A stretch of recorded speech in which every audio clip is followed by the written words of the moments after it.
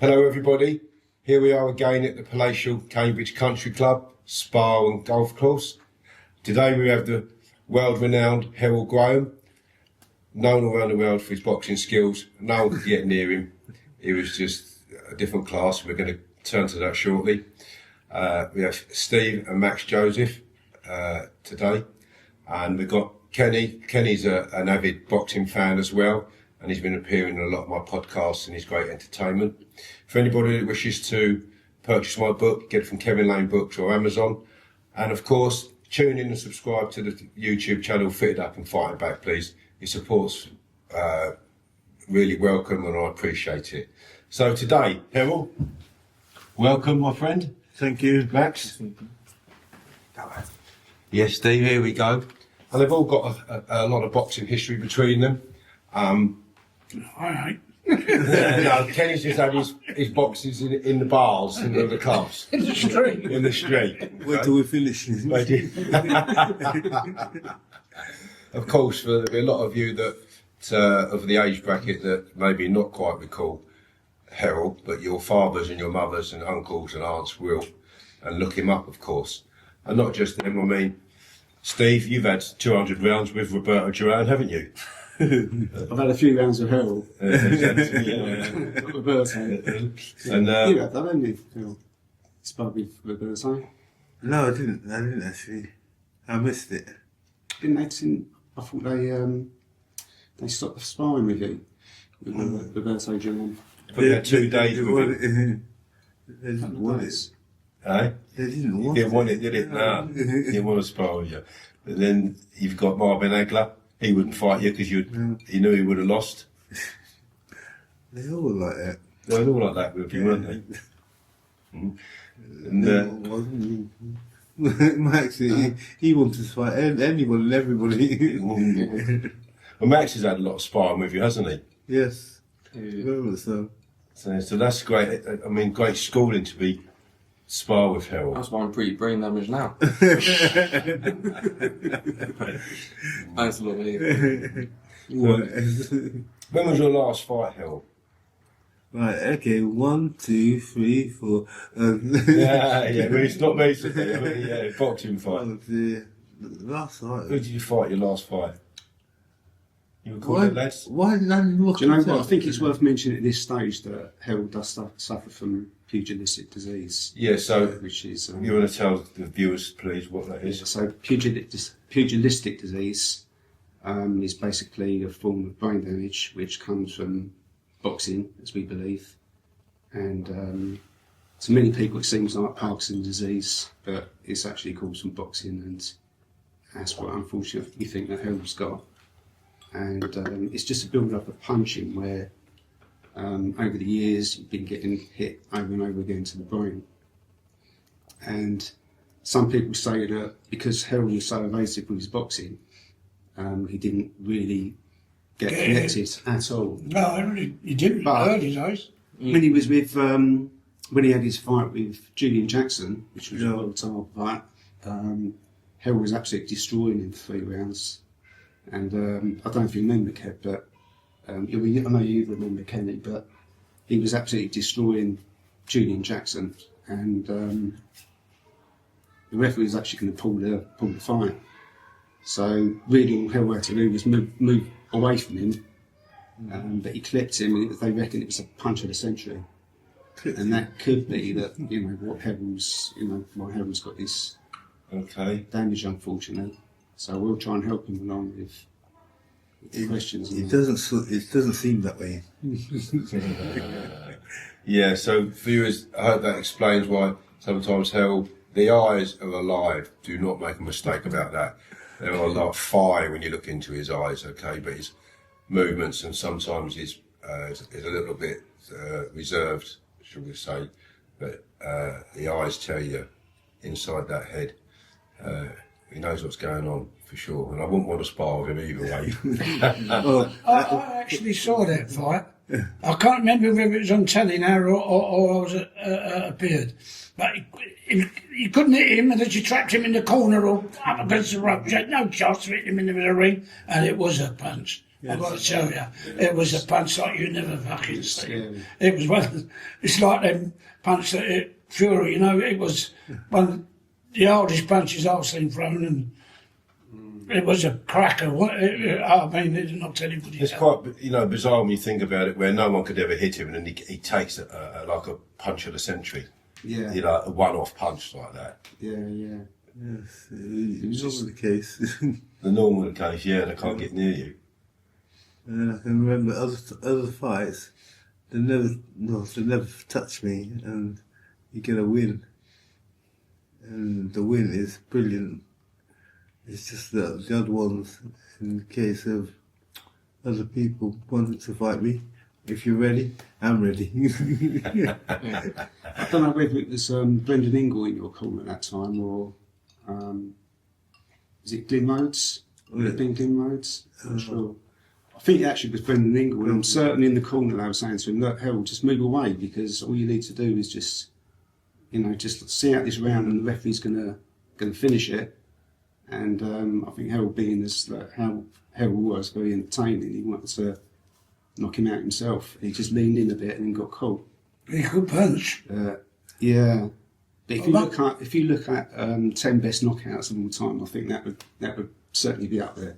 Okay, it's It's amazing just to very think, isn't it? unfortunate for Herol, because I didn't know Herol at that time, but honestly I felt that it was such a sad moment, because that's when he could have won his first world title. It hit me so fast, I forgot what happened. Yeah. So you think that the people he's fought over the years and who had avoided fighting him, and he would fight anyone? Yeah, absolutely. I remember Herol said to me after I first met him that when I mentioned about Chris Eubank and why didn't you fight Chris, and he said he didn't want to fight me, and I was saying, what do you mean he didn't want to fight you? And he said, no, he said I would have definitely beaten him. So I sort of met Chris a few times, but I saw him at Heathrow Airport once, and I said, he was just asking how Herol was, and I said, oh, he's staying at mine because he's looking after my dog. So I said, I've got to ask you, Chris, why didn't you let Herol have a crack at your title? And he said, why would I give my title away to someone I know definitely would have beaten me? And he said he went up to Sheffield once and sparred him for 2 weeks. He said he hit him once and that was it. He said he just absolutely annihilated me for 2 weeks. So I hear a lot of stories for people I talk to about your Herol, and I know that Max sparred with you as well, but they said you used to dance around with headphones on and have your hands behind your back and that in the gym. It is like doing that, actually. Not necessarily doing it, of course they couldn't have any. But, it's like saying movement. Everything was about movement. If you could move well, you do well. And I think it was Max, he tried to knock me out. Who, me? Yeah. He said he was like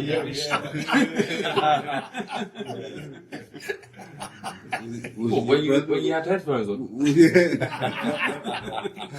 They're blinds on for me, I know you that. Peter Fury was here, and he was saying that when he was in the gym at Brendan's gym, and you was there, and you used to dance around in the gym, just moving. He said, Was Peter at Brendan's gym? Yeah, he was. Yeah, as a young boy, and then back as an adult, and obviously he said Brendan Herol was in. And that cruiserweight champion, he was Brendan Ingle. What was his name? Johnny Nelson. Nelson was Brendan Ingle. Do you know what I said? Brendan Ingle was the best boxing trainer.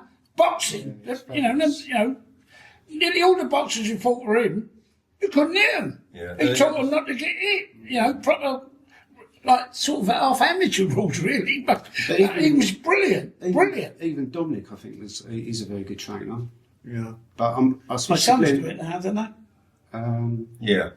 I don't know, probably. Well, I think, boxes I in the think family, I'll say his sons, but I don't know if He's done really That well. Kelp- seem to be as good as him. Yeah, Calvin's another one. Yeah. But when I spoke to Glyn Rhodes, who was Herol's trainer as well, but also a pro boxer in Brendan's gym, he said to me that it was actually Herol that brought that style in that gym to begin with. So before then, it was all conventional boxing. So Herol brought that style in, and then you had the likes of Nassim Yeah. copying Herol. You know, and I've heard that before. You've told me that before. Yeah. I was on about to Anthony Joshua when I was coaching him, and I was saying to him that you should get Herol to train you with your footwork and stuff, and he didn't bother. But I know that Usyk, he looked at Nassim to copy that style, and it was Herol that taught Nassim. So I'm not saying that Joshua could have ever been a dancer. Yeah, I mean, he's just Herol before Nassim. yeah. Oh, well, he was he? Oh, I know he's before. He's down the road from me. Did he? He was, wasn't he? So- He was wrong before. So But he was such a great trainer. Oh, I think Yeah, the Brendan great Ingle is absolutely. First class. Different class to all I of was us. talking to Robin Cracken once, and he was saying that Joshua's trainer was also, as well as being national coach, and he was saying that of all the trainers, he think that Brendan Ingle was the best. Well, Peter said the same, and he said that when he was in the gym, and Herol and the other boxer was in there, he was watching stuff that it was to the eye eloquent. The movement was eloquent. It was just so elusive, and it was natural. I mean, you do that so naturally, Herol. You don't do it. It's not something you've learned. It just comes in from you, doesn't it? Yeah, it's like saying Brendan has been in the gym. It's like saying he'll just say something, and I know what he's talking about. He's not telling you straight. He's just give it what we do. So Yeah. it's like saying throw the jab, double the jab, 1, 2. Oh, no, You know what? Lads, you got to be lads. You got to keep fucking Kenny. anyway. You got to can't talk over Herol, please, because it's difficult. We've got to let him hear. Viewers want to hear him. He was on actually. He was on about the size of his hands. Right. I've got a picture. His hands. He was only a well he's got hands like pictures that me. anyway. Sugar Ray Leonard and Herol. And Sugar Ray Leonard's got hands like me, not particularly big hands, and the size of his hands is. It doesn't really say about boxing because I know Tony Belly's got small hands, but that's like being hit with 2 hands. I reckon. Yeah, you shake his hand, you feel that they sort of engulf your hand, don't they? No, tennis as well. Yeah, I mean, he has got big hands, hasn't he? Yeah. That's for sure. Can you Could shake never your be- hands on that? How many gloves to fit in? I was like, can you curl your hands on that? No, well, your hands can get harder from working them all the time, can't they? So they Sticking in stretch. petrol and peeing over them as well, actually. Yeah? Yeah, they say that. Yeah, petrol's one, and peeing over and bricklayers do that, don't they? But do you want me to piss over yours now? It's got to piss over yours, yeah. I've got to tell you. It's got to taste better than that. Yeah, you don't. You're. It's a bit too strong for you, that, isn't it? I'll try to get it. Yeah, get it in, yeah. What do you think of it, Herol? The drink. You like the drink? The drink is, it's strong. settled. It's settled, put it that way. Yeah, it settles well with I thought me. you said it tastes like No, my that's beer. it. No, not this one. Oh, no, this one. The one I drank yesterday was Barbina. Right. And you just wouldn't know what you're drinking, to be fair. And you end up rat-ass and on your back as if you've been knocked out by him. So I should have brought that to the table, really. Kenny just loves it. He can get stuck in straight away. Didn't you? I'm not driving. You got, obviously, before you used to fight, Herol, did you have like a ritual Ritual, isn't it? every night before the fight? Before the fight, no, it's just make sure you go to bed. None of that. No hanky-panky. Oh, that's what I mean. Before the fight, and it's like saying no women around you for about at least 2 weeks. Rocky Marciano said the same, didn't he? And then he just, I think he stopped it all and just started having his leg over. I'm not sure how correct that is. Really? Yeah, you would avoid having sexual contact. What about gay fighters? There is one actually. One? Yeah. Yeah, with that. There is one Puerto Rican guy who's gay. He fought Terry Flanagan actually. Yeah. There's been a few. There was a few. There was a traveller who was really good boxer. I forget his name now. And he, in the travelling community, it can be quite harsh if you're, even if you've got depression and that, it wasn't something you'd want to speak about years ago. And they were coming out about it now. Thank God they are. There's a lot of deaths in travellers, but there was a gay Irish boxer, and he was right handy.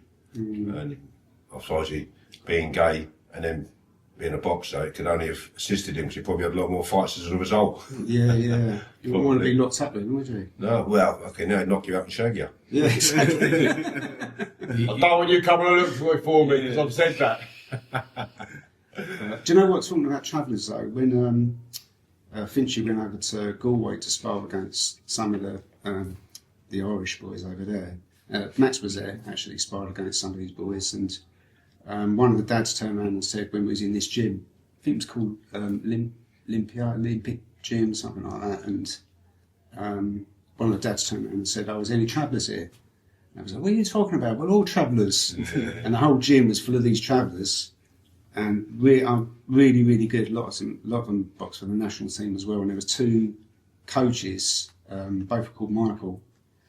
And one of them, funny enough, used to train with Peter Fury, under Peter Fury, because he asked me who I think was the best coaches.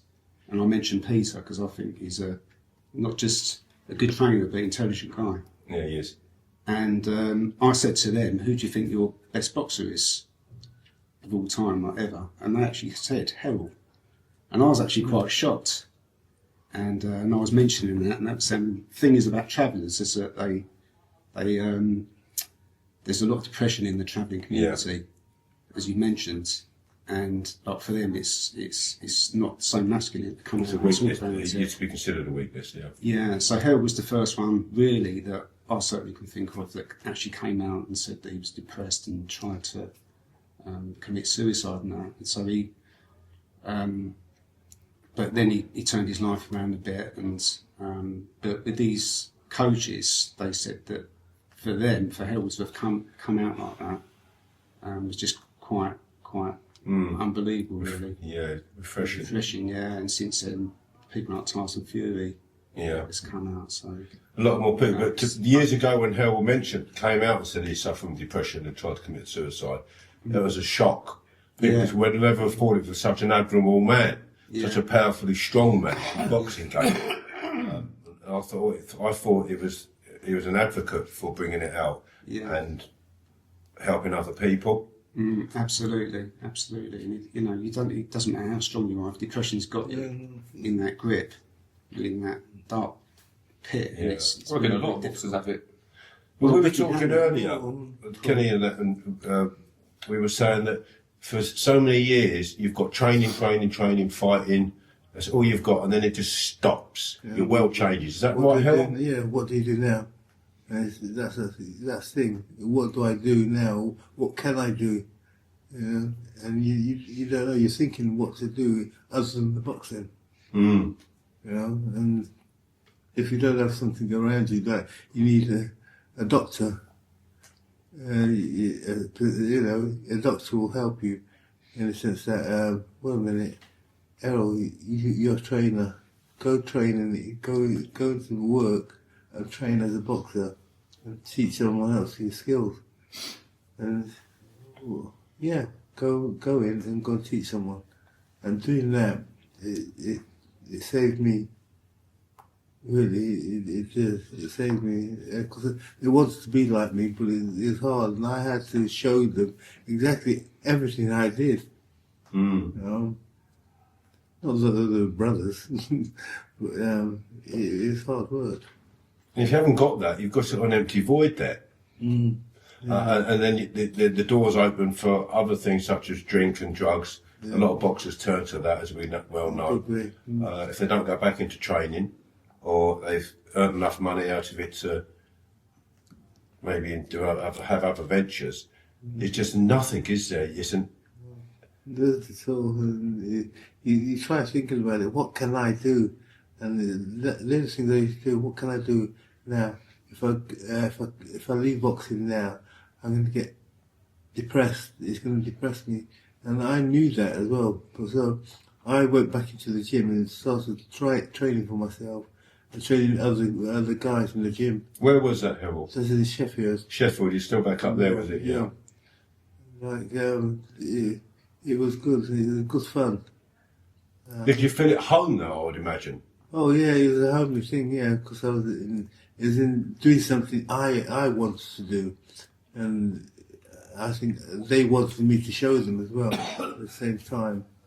And it got better each day I went. It got better, and each week, and coming to the month, he was getting better. Why did you stop? Because I wanted to do it myself as well. I still wanted to box. Did you? Yeah, it was in my skin, it was in my brain that I could do better, and I did. Firstly, I did do better. I carried on boxing and had the fight, and I did well with them.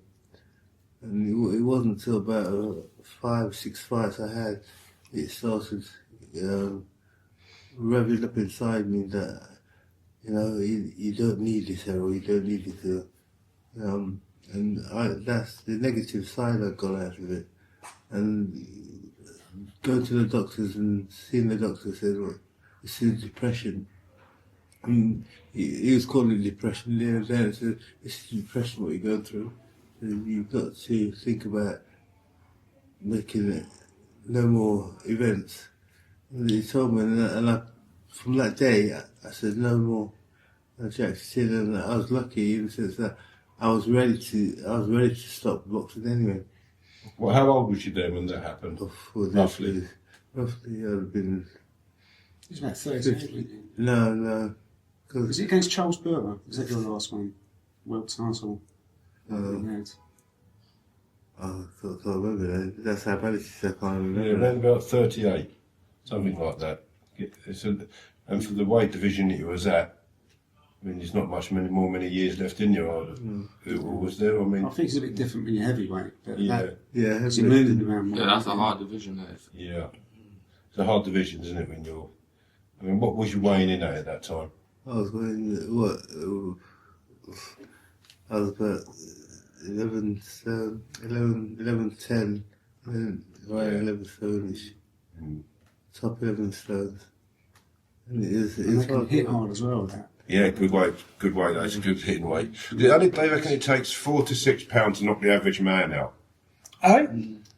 Yeah, to knock the average man out is about between 4 and 6 pounds in power. And you've got, obviously, punching power of a professional boxer, or just anyone who's hitting right. You're hitting a lot more than £4 or £6 or whichever it is. And especially when you're getting it on the chin or in the temple, you know what the damaging effects of that can be. And obviously that's well documented now. Yeah. And why they're trying to make boxers wear head guards in their fights and such, especially the amateur division, aren't they? Yeah. I bet it stopped it now. Stopped it. Stopped it. But the problem with that is that the amateur boxing, when they haven't got the head guards, because they're... And bigger gloves, haven't they? They've got, slightly bigger gloves. But there's a lot of head clashes because they're not used to sort of boxing without, like making sure that they've got the room to be able to hit and not be hit. So there is sometimes head clashes. Like the last Olympics, I think there was some They changed it recently, didn't they? Yeah. They've even changed But the the judging system, haven't they? In amateur, in the Olympics. They've got so many bad decisions that they've changed it somehow. I don't know what they've done. But the other thing is with head guards, it's a bigger target area. So when I know that when I was boxing, it was out without head guards, and then when you started wearing these head guards, you slip, and then you get caught. And it might only be slightly, but it's enough to turn your head. How did you find sparring with Herol? Fun. Painful. Not annoying though. Annoying because he used to start calling me girl names, like calling me Rose and just Yeah, but you answer to it. Still answer to it now, mate. Call me Lulu. I like Lulu better. That's it. He was definitely made me tougher. Well, he knows a few tricks himself in the boxing game, doesn't he? Can be a little bit rough on the edges, Herol. You know a few tricks. Most of the time he was body sparring. Most of the time it was body sparring. So I'll come back out of the sessions with like bruised arms, massive bruises, and then and then I'll go back to school and then I'll play what do you call it? And then when you hit each other's arms, I'll play with these big guys. And I'll be like, that's nothing, man. What the hell? And then I'll go back to sparring with him. I'm like, damn, like my shoulder's dead again. But there was one time where I was body sparring him and he was taking the mick and I just threw it overhand right on his chin. and I saw his eyes. His eyes started tearing up. He said, "Yeah, do that again. I'll freaking batter you." And then I done it again. I threw an uppercut, and he stopped me right in the liver. First time I was ever stopped, and he hit me with a liver shot, and I was like, "Dad!" And he wasn't even, my dad wasn't even there at the time. But I was like, "Dad!" I couldn't breathe for about a minute. Yeah. It was probably like, I was down for a minute. Yeah. I can understand that in that when I used to spar with the professionals as an amateur, there was times when they could just pull a shot out the bag and they could really hurt you if they wanted to. So you're in there mixing it with people that they can see the opportunities 10 times over. Absolutely. Yeah. And obviously that's what he did with you there. Yeah. When you're in there throwing shots and landing them, but when push comes to shove, it's a different kettle of fish, isn't it? Yeah, I used to hate training with him, but afterwards I felt great. What Yeah. is there? So, It was hard. go on, Kenny, what have you got? Kenny, what have you got? Stopped him. He was talking about Mark Kane. I'm just saying, I remember going, I think it was Mark, it was towards the end, of your, after you'd been done, I think, before Mark Taylor. That was all the London crowd was down there, and I'll back it in. Which is unusual to me, because I backed London in front of all the Northerners and everything, you know what I mean? But I thought he's a different class than Mark Taylor.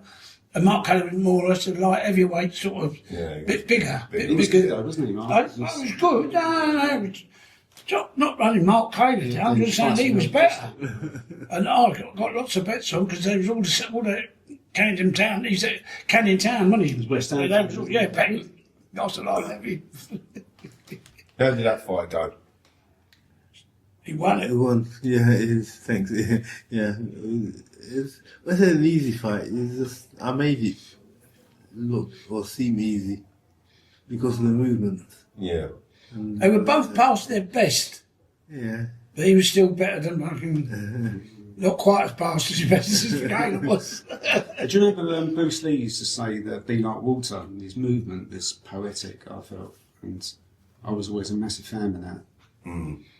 That's And it. he'd make people miss by millimetres and then just come back. Make them pay, Yeah, the whole time. didn't you? I mean, he resonates with that straight away. Yeah. He did make them pay. Yeah, you could hear all the audience. I never saw it live, but you'd see it on the TV and you could hear it. The groan of pain. What was your most memorable fight, Herol, Oh, yeah. for you? Julian Jackson. yeah, of course. Mike McCullum? Would that have been a good memory? Yeah, Mike McCullum. As a fighting one, yeah, because we both were in the fight. And then I got caught with a shot by him, which ended it. Yeah. Yeah, That went on points. I thought it ended I think it. that was, That's some more confidence in yourself, mate. So? yeah. It was split. It was a Split decision, yeah, and he lost the point as well because he hit Took off him, didn't Yeah, he hit Mike McCullum in the back of his head. Oh, yeah. I remember Herol saying to me at the beginning of that fight, when they was at the weigh-in and stuff, they got together. Mike McCullum was saying, "You better not move around. You stay and trade with me." And it was the only fight that really Herol was saying to me. He stood there and traded. He said, "I could have made it easier," but it's what he said. So he could have probably won that fight comfortably. If he'd have boxed his And without natural that way. point off him, he would have been world title. So he's just so unlucky, you know. And they keep saying that Herol was probably the best boxer ever not to be world champion. Yeah, I've heard that. I think so. Yeah. I think he was one of the best boxers I've seen, professional boxers. When everyone talks about it, I refer to him as a world champion boxer, and then most people do. They say he's a world champion Yeah, in people's eyes, yeah. and that's such a compliment for you, Herol, because of the fights you had and didn't achieve that you should have done, Yeah. hands down. When you caught that punch and you had won every round, for instance, I mean, Yeah. and stand toe to yeah, toe. only if, yeah. But you get a lot of world champions that don't even get recognised, do you? So you'd rather not be a world champion and get recognised as a great than be a world champion and not be recognised.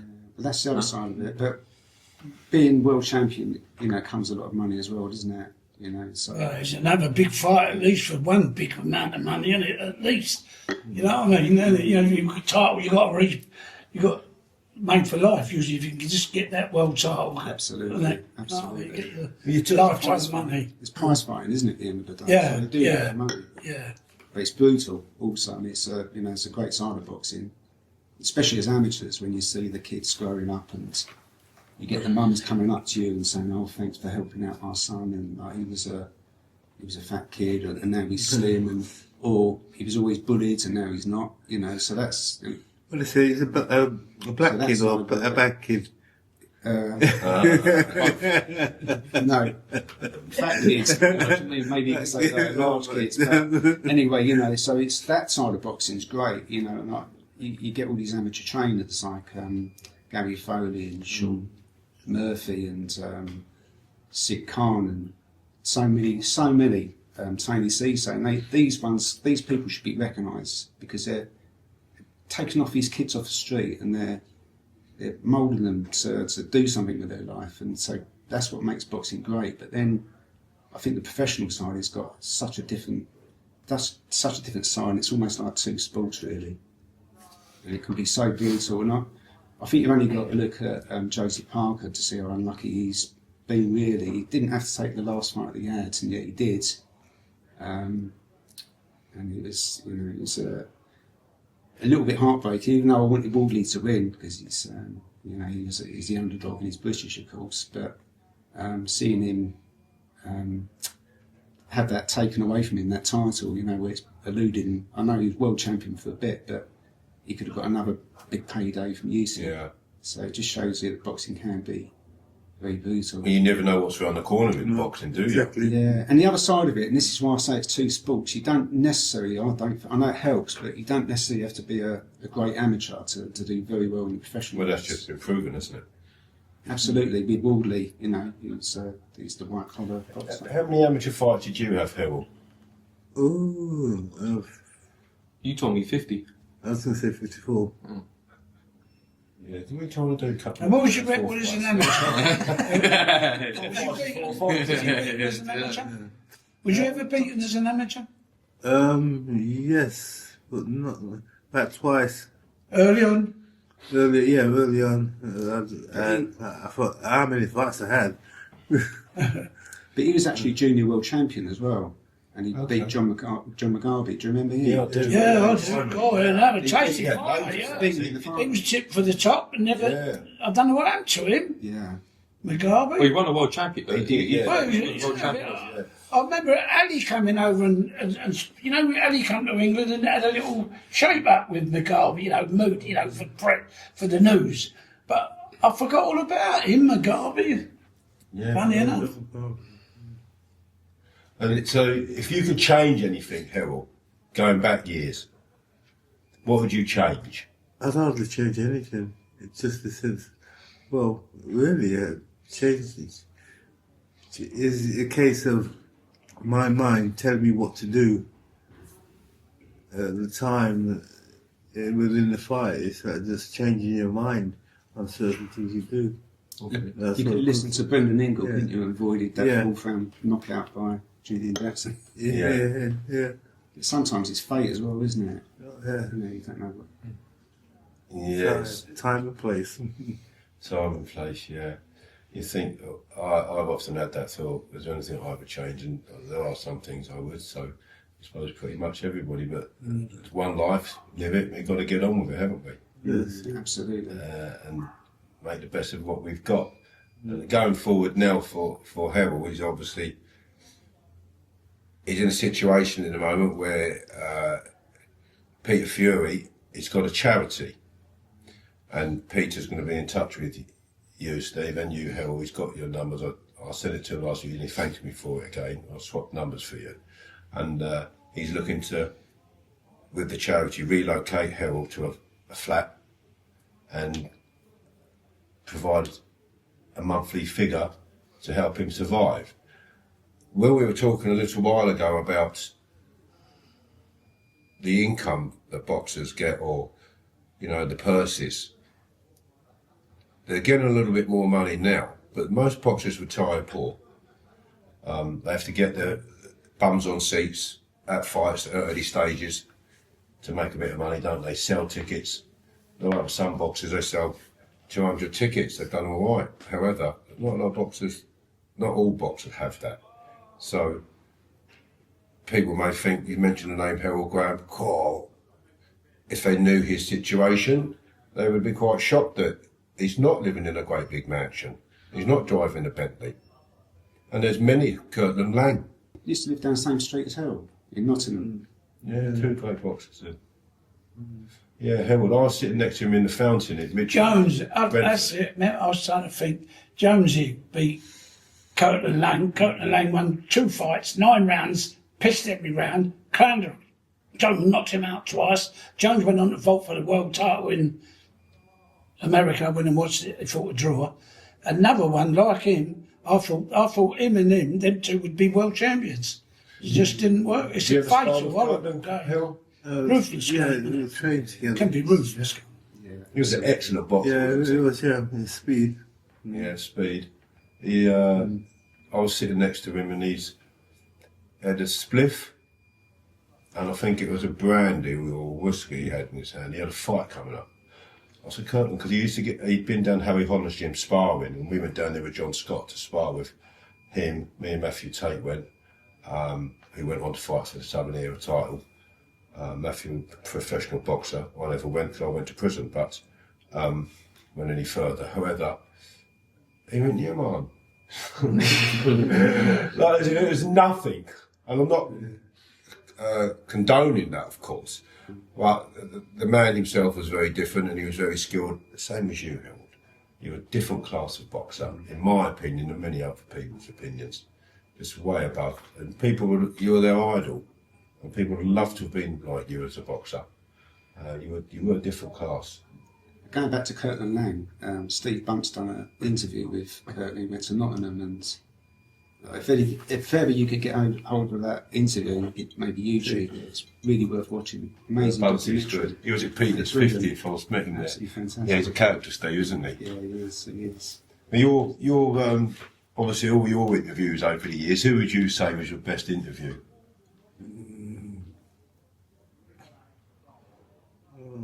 You've done that one with Brendan, haven't you? Yeah, that's a good one, yeah. Brendan and Herol, or Brendan and the Bomber. Yeah. For him, because you're getting free hooch. Yeah, well, let's get one more of them down there. They're all coming out then. We've found a few shots and all be getting out of the way. Yeah. Did you ever get in trouble making this in? No, never. I got nicked once. I'm drinking it. Yeah. I was on a visit drunk, and they went in my cell and they found a dreg in a bottle. The bottom of it smelled of alcohol. And I got put in the seg. I got 17 days in the seg. And then I was sent on a lie down for 6 weeks back to Bramall unit, special secure unit. And then I can't remember where they sent me after that. I mean, a bit drastic. I was drunk on a visit. I didn't hit no one. I didn't cause any problems. I was just a bit pissed. I never got caught with any booze either. Never. It's always, got caught drunk a lot, but the screws used to give it a blind eye. Like, I weren't no bother to them. Yeah. Stayed in the cell. I might have come out of the cell to get on the phone drunk. But other than that, I stayed out the way. I wasn't a menace on it. You know, I done 30 years in prison. I never got found with any hooch. I drank the fucking lot. I locked the door before they get in. Put the wedge in the door and drink it. What do you like when you're drunk, though? Happy drunk. You talk a lot as well. Yeah. Oh, you do? Even More now. Yeah, I'm pretty chatty. I'll talk to people when I don't even know people anyway. I would definitely talk to people. There was a load of lads last night, and they were sitting there, and I remember saying something to them, but I can't remember what it was. And I did that a few times to people. I was bouncing off the walls, walking along. And I mean, it's the most drunk I've been for a very, very long time. I'm surprised really. I had no intentions of doing that, but like I say, I was drinking the cranberry juice, and you don't know there's alcohol in it. You just think you're drinking just a watered juice, and then wallop. you got one of Herol's right-handers. And I woke up next morning and thought, well, I forgot where I was at one point when I woke up today. I thought, bloody hell. And I thought, Herol, what do you think's the most dangerous punch in boxing? Left hook? Depends on which hand it's from. wouldn't it? In the south. On the hook, yeah. Backhand, right hand on the orthodox. Right hand orthodox, left hand southpaw. Yeah. Yeah. Straight shots. Yeah. A short punch, a long punch? No, long punch, fast. Speed times strength equals power. that's right. John Scott used to say that. Speed and balance equals force. Yeah. Yeah. Yeah. Yeah, I've always remembered that. So you know the punch balls on these fairgrounds that they all hit now. Yeah. What do you think you would have achieved on one of them, or what? That's took like it out, it, didn't I reckon you broke it. Yeah, I think it'd have gone right round. yeah, it's happened those is great because it's the movement of the head hitting the bag in the right places at the right time, and just in the movement and your feet, at the back, your back foot, making sure you press down on your back toe, big toe, push down into the foot, your heel up off the floor and jab. On the back end. So the back end's coming through with your back foot at the back of you. That's where you get your power from. Mm.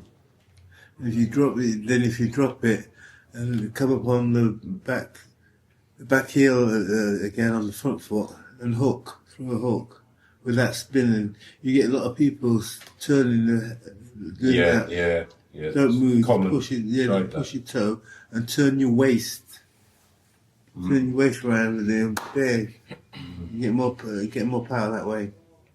So on the them fairground speedballs, obviously we were talking earlier about a little while ago about the power of a punch. So you get the centrifugal, the hammer frame, Yeah. which comes from the hooks. It's the centrifugal movement, isn't it? And that's where the power is, with the hips and your leg movement again. But then Matt Legg, he's got the ball in front of him, and he comes in comes in with the hook through, and they said that's where he used to hit that. Yeah. So you're turning away, and you've got a lot more momentum there, haven't you? Yeah, And turn, again, it's turn swinging. your waist, so you see your waist turning, spinning your waist. So you're sitting in the back foot on the floor, both feet pointed on the floor, your toe, and turning your waist and your shoulders. Yes, Oh, yeah. following right through. That's where the power gets from. Well, it's amazing where you see the lads trying to hit it hard instead of just thinking of your balance and your speed, and right through, and that's where the power is. You try and punch something hard, it's never the same, is it? Sugar Ray Robinson, years ago, one of the greatest welterweights ever, he also was middleweight and all, but he lost. But welterweight was unbeaten. He said it was timing. He said his knockouts was timing. Not power, not big, heavy, overweight or whatever, but timing. You know what I mean? To punch like he says, the whole body of the move, of course, get all the weight going, but it's timing. He said it was, in his case, it was timing. Yeah, I always think speed beats It power. knocked him out. I'm not talking Yeah. about Speeds, I think, you Well, look at yeah, sorry. But saying that, you can say that, but power's power, of course, but speed comes from power. Speed times strength equals power. That's science, full stop. Speed times strength equals power. So without those two others, it won't Yeah. work. speed and And strength yes. equals power. You'd have a little welterweight though, that could, punch for fun sometimes, and I'm not the biggest man out. We all know that if you can punch and you've got everything flowing at the right time. I was always knocking, not myself, but as a young kid like that, with wide shoulders, with a little bit of power, carrying flour bags at the age of 12 in a baker's. That gave me that little bit of body strength. Yeah. So I was hitting harder than I was. Anybody else was At that age. Yeah. Did you ever knocking one out at that age? Yeah, I knocked sometimes. I'd put, I remember I've put 3 people out in front of me before. Bang, bang, bang, straight out. And I was 18 when I done that, 3 blokes in one go. I used to be able to hit 2 people standing in front of me before they could get their hands up. I was extremely fast. John Scott said I had the fastest hands in the gym, which is why they used to put me in with the pros. And I always kept coming at you. I wouldn't go back, I just kept coming forward and threw lots of punches because I wanted to hit you. That's a nightmare for anyone, isn't it? A nightmare for anyone. So I used to say, I'm going to hit you that many times you think you're surrounded. But then I wouldn't get near him. So if their footwork was exceptional, then it's not like you're having a street fight. It's a different kettle of fish, isn't it? It is completely And you're dancing around and you're chasing someone around. And I spoke the other week, I was meant to have some exhibition rounds with Johnny Nelson. Peter said to me, you will not get near him, Kevin. And of course I wouldn't have done. And he don't get in there to get beaten up or take the odd chance punch. World-class champion. Yeah. Again. I'm like, people fool themselves, think, I'll get in there and I'll do this. No, you wouldn't. With the likes of Herol. He stood up now and threw a few punches. He can still throw them. It's in there. Yeah. You know, if you have to. I saw Johnny a couple of weeks ago, actually, Johnny Nelson, and he absolutely idolised Herol. Yeah. He loved him so much, and he was saying to me that he used to share his house. So like Herol was earning the money then when he was boxing, and Johnny was on his way up. So he was saying to me that when Herol used to go to these camps, he'd take all his pictures away and he'd start putting his own pictures up. So when he used to pull these girls, they'd think it was his house and Herol's. Yes, that's true. What's your most memorable moment you can think of for you? You enjoyed so much. It doesn't have to be about winning. It could have been sparring with someone, meeting someone. Oh dear. I mean, as at your time, at your height, you was obviously everywhere. You was a household name. Oh, Really, what was your most memorable time, or something that you can really spring to mind at the moment that you thoroughly enjoyed? Getting paid. You met Muhammad Ali? yeah, that was good. Yeah, that was meeting Muhammad Ali. Muhammad Ali, meeting Muhammad Ali. Where was that, Herol? That was in I think is it London or was it in America? Yeah, in America. Yeah, I was in America. And it's mind blowing. Just your mouth open and you just look at it and say, "That's Muhammad Ali." Yeah. Oh, I'm gonna touch him. I'm gonna touch him. I can tell you my most unmemorable moments was when a mate of mine made me up and said, "Oh, Steve, we're short of some boxers in this charity event we're doing. Are you able to turn up?" And I was like, "Oh no, not really." But anyway, I was talked into it, and I ended up having to fight Herol. So we done some sparring together, and it was horrible, really horrible. He was like hitting me, and it was like being hit with a bat. It was really horrible. And a couple of times I caught him, and it was like he had like shark eyes as well when he was normal out of the ring. He's the nicest guy ever, but in the ring, you know, he could really switch it on. And I was thinking, I don't know what I'm getting myself into, because he was like a light heavy and I was light middle probably. I was thinking, oh, I'm going to get destroyed. And it was the first time really I was absolutely petrified, because I just didn't know what was going to happen. I thought he was going to knock me out. So when when we turned up, Bob Williams, who used to spar with him. Bob, it's a spar with Bob every week. So he was he was a good boxer, wasn't he? Right, yeah. So he was a ring announcer, and he turned around and said, "In the red corner, we've got junior world title champion, twice ABA winner.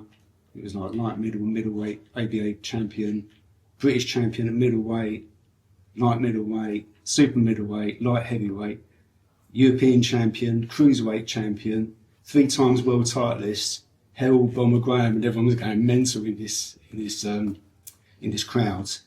And then they said, "And in the blue corner we've got Steve Joseph, he's a glazier." But so we had this move around, and it was the only time I've seen a boxer hit the referee more times than the opponent. So I got off. I was lucky that day. For the viewers, I mean, you heard Herol's achievements as a boxer. champion over and over there several times at different weights, different levels, proved himself, and that's some achievement, isn't it? Absolutely. And for you to mention them, Steve, and reel them off like that is such an attribute to him. Yeah. Or credit to Herol, I say, Yeah, because well, he deserves all the credit, I think. He 'cause does, he's yeah. such a nice man. very humble. Unbelievably humble. Unbelievably He's humble. always been like that ever since we've known him. No, you are, Herol. We was at the boxing dinner show the other week, mate, and I've got to tell you, everybody there loved you. It's great to get company. We had a good laugh, didn't we? Yeah. You got drunk. No, you didn't. No, I Me didn't. again. No. Me and Kenny. Me mixed up. Yeah, I haven't heard enough. Oh, you can guarantee that. Yeah. Yeah, this one's empty. Yeah, well, By the way. go on, pull yourself one there, Ken. Do you Go want on. Yeah, God, who's got the My jug? finger was hurting for about a week after Just that. give me the jug. Your finger, you had a split finger, Max. Well, I had stitches on my finger, and Kenny was like, he was really shaking my hand. Yeah. Oh, I forgot. Yeah. I was like, well, what's he doing? And he just kept on shaking. I was like, oh my days. So it wasn't him shaking her head. I couldn't believe it when, you know, I knew we was all on the same table, and when Errol came in, like, as you said, I think, when he's met Muhammad Ali, for my, obviously I'd love to have met Muhammad Ali, but I had the same sort of feeling as like, I'm not starstruck with people at all, but I'd love to meet certain people like Herol at the time. Absolutely. And I thought, I can't wait to meet him because he was just such a, in my eyes, such a champion. Yeah. And many others, you know. Absolutely. He used to watch him. He used to float like a butterfly and move Yeah. about. Yeah. I said to him at the chance, I said, "Are you any good at dancing?" Do you remember Herol? Hold on. Look, dance in the ring. Hoping that things are going to improve for you, Herol. I should do. Yeah, I think they will do. And Did you stop more fights than you won on points? No, not really, no. No. The evens. Yeah. Half your fights were stoppages and knockouts, weren't they? Half and half. Yeah. Half and half, and then. He had a 20-win knockout Or streak. did he gradually get less Yeah, you did, knockouts as he yeah. got heavier? 20 knockouts. But no, he had a 20-win knockout streak. Yeah, I think when he was like 20-0, and then he started knocking guys out. I think. Well, that's what I saw from your record, anyway. Yeah, well, there we go. That's a fact. Well, he was known as Thinking now. Errol Bomber. Bomber. Yeah, He was yeah, known yeah. more as Bomber than fucking Errol. Black Well, I Boy. actually think though that because Herol was saying to me that he was like quite overweight as a kid and used to run down the street and they called him Bomber. Where he used to run, says. And then it's gone over because he's knocking them out years Yeah. later. Yeah. It's just carried on. Well, maybe it was meant to be. But that was something else that Brendan Ingle was good at. So that like with Herol nicknamed him the Bomber, and then there was other boxers that he had like, as nicknames as Prince Nassim, and he put these nicknames on them just so that he could promote their Yeah, box. market them. Yeah, exactly. Yeah, because it's so difficult to sell tickets. Just being a boxer's, I think, is stressful enough. But having to sell tickets as well You call you Sugar Ray Steve. could be. Yeah. It's okay. You'll sell more tickets once you get known, and Yeah. they love your style of boxing when you're an entertainer in the ring. Yeah. Not just knocking them out or stopping them. You're a class act boxer, and he was a class act boxer, wasn't he? He just did it naturally, which other people had so much difficulty to even try and follow. I mean, you'll watch other boxers, you'll see some movements, and you can adapt to that. But there's some stuff that just comes so natural, which Herol was a natural at. Absolutely. Like that head movement he used to do. Yeah. Just doing that, missing people missing by a millimetre. Fantastic. It's unbelievable. Really unbelievable. So, how many years did you spar with Herol for, Max? Yeah, so I started when I was like 10 or 11, and stopped when I was like 11 and a half.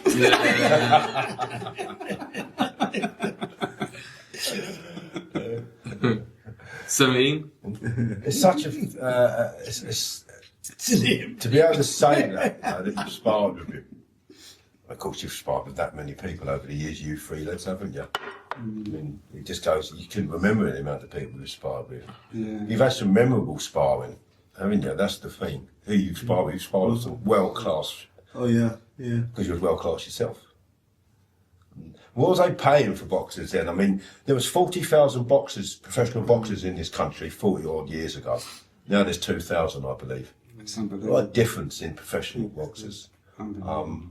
And of course, the shows, everything's picking up now because you've got the Asian market and the Arab markets, so to speak, should I say, bringing money into it, pouring money into it. However, you had to have a lot of fights a lot of years ago and to win something to get money, didn't But you? even being an You Asian, said, years ago, kids when they first started, those who got on the bills, they got on the bills for how many tickets they sold. If you was a good ticket seller, you get on the bill. You know what I mean? You sell, I don't know, 100, 200 seats. I don't know the amount of seats, but they was all like that. They all used to go around and had to sell tickets years ago to get on the bills. As they got good, once they become a named boxer, different story.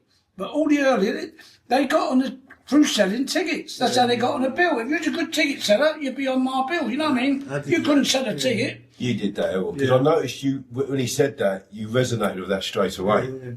It was like that years ago. I don't say it's like it today. No, I'm not saying today. Time ago, yeah. It's like we used to have a shop, like on the corner selling sweets and stuff like that, and we used to sell them from the shop as well. Oh, the e-tickets Yeah. in Sheffield. Yeah, no, that's in Nottingham. Oh, Nottingham, was it? Yeah. Yeah, because you went up to live in Sheffield, didn't you? Nottingham. I remember I interviewed Dave Gunn a little while ago. They're from the B cartel, they were classed as. But they were saying Nottingham had quite a large black community, Jamaican community in one certain areas.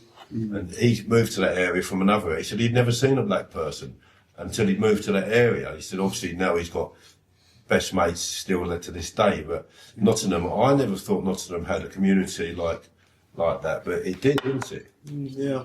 I thought they were all farmers. I thought it was something like that, but there's been a lot of professional boxers come out of that Nottingham. Good boxers, obviously. Carl Froch, yeah. I mean, blimey, what? Nottingham, yeah, Nottingham School of Boxing. He's right, though, Froch, isn't he? True, I never knew that Curtin Lang was from Nottingham. Oh yeah. Yeah. It was a what? From Nottingham, same street as Herol. Was it? Yeah. Was that West London? I don't know why I thought that. That's because that's where he was living, I believe. Oh, it might have been. I didn't know. He used to go round on that chopper, didn't he? Because he was That's right. Because he's the first one Yeah. with them, what do you call it? Dreadlocks. Dreadlocks. Yeah, dreadlocks. Yeah, that's right. I remember when he fought Duran. And he only beat Duran, didn't he? Yeah. God, And that day blimey. they had to drag him out of the casinos or wherever he was. It was sort of in Betty's shop or something like that, half cut. Yeah. And it was on this. I heard that was the first time. That was the first fight that he didn't smoke a spliff for that training camp. Yeah, Okay. yeah. I never knew Which I that. found neat well.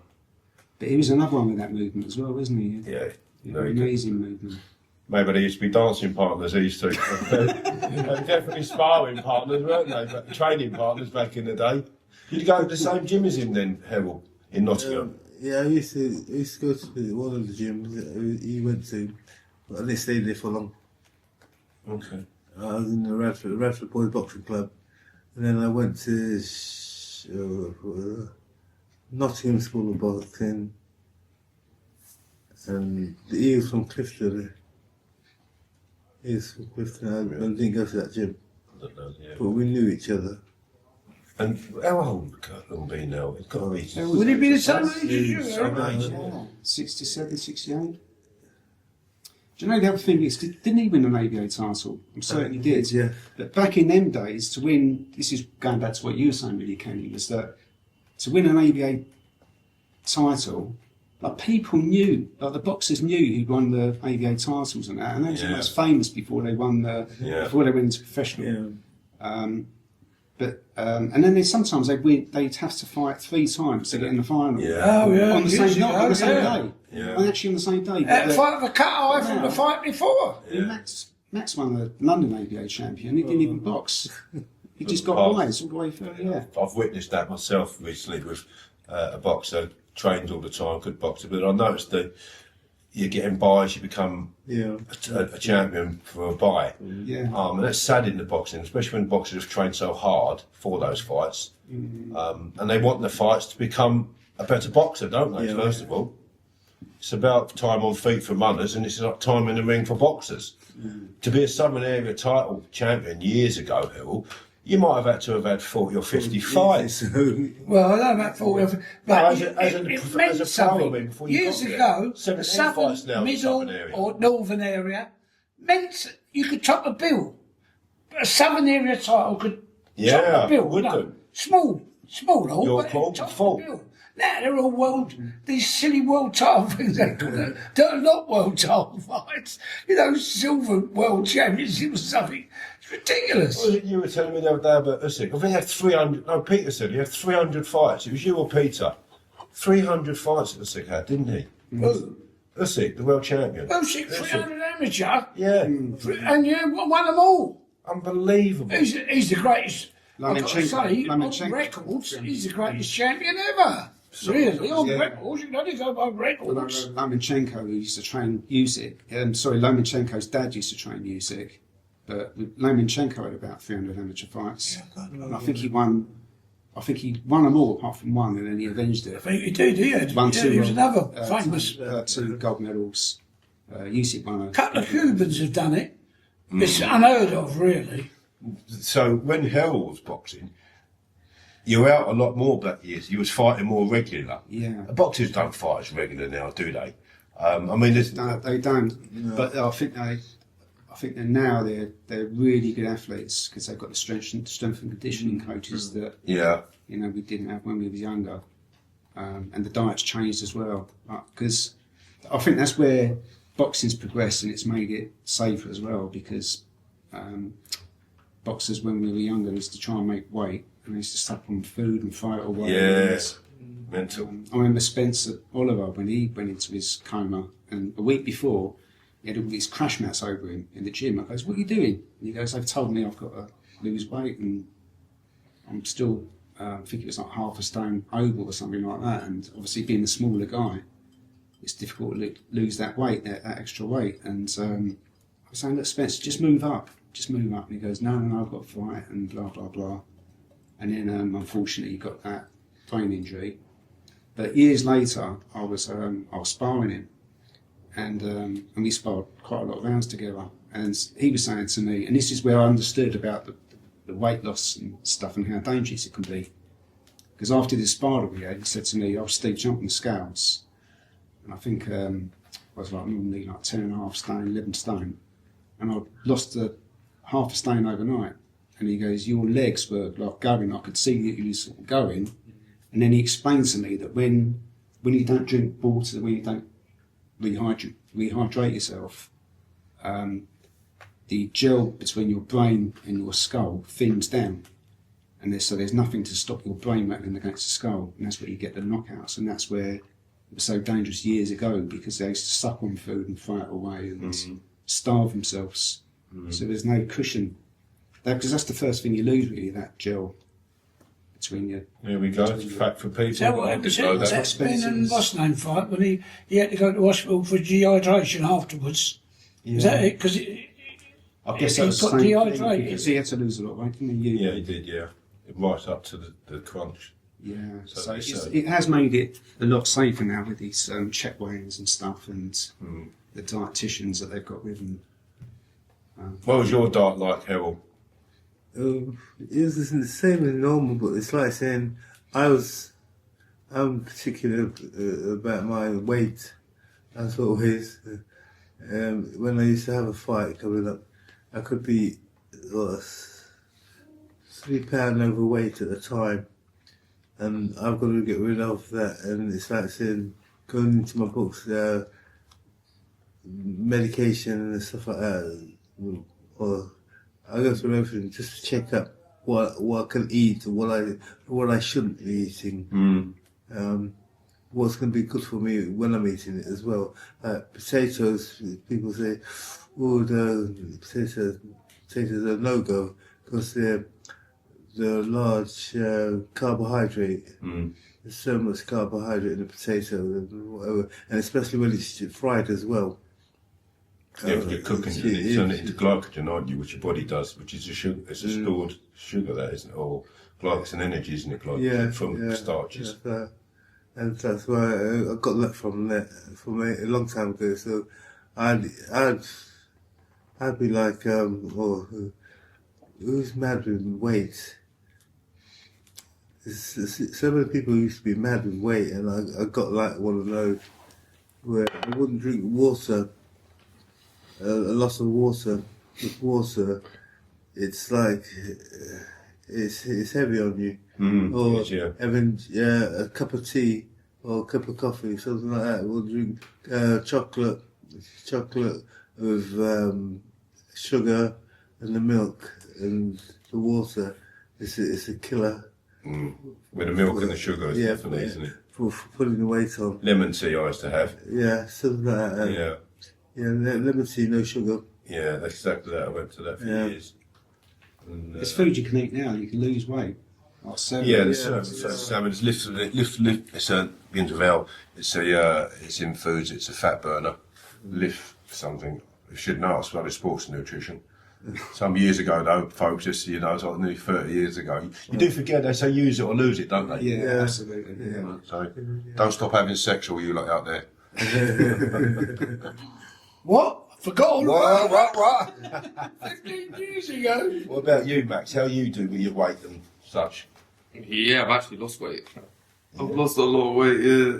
You ain't been out to Thailand again, have you? No. Oh, you're in a relationship, Yeah. You're feeling, Jim, with all your abs, your ribs and that, mate. You're looking sharp, mate. You're excited there, isn't it? Well, I don't want to tell the boys that. I'm going to come over and have a session with her, aren't I? So Yeah, no, that'd be we wicked, get over. yeah. I've just got over. I trained all last week. I trained twice a day.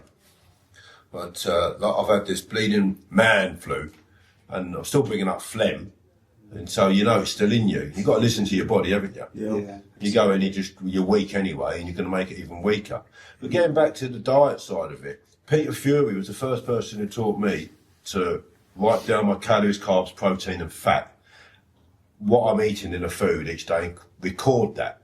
So I was working out I was getting sufficient nutrients and the right foods in me. And that was probably 1998. I do the same thing. You did the same thing, Herol, yeah? Don't mix carbohydrates and protein. Exactly that. Stuff like that. Yeah, and certainly don't need protein on top of carbs because it would just sit in your body.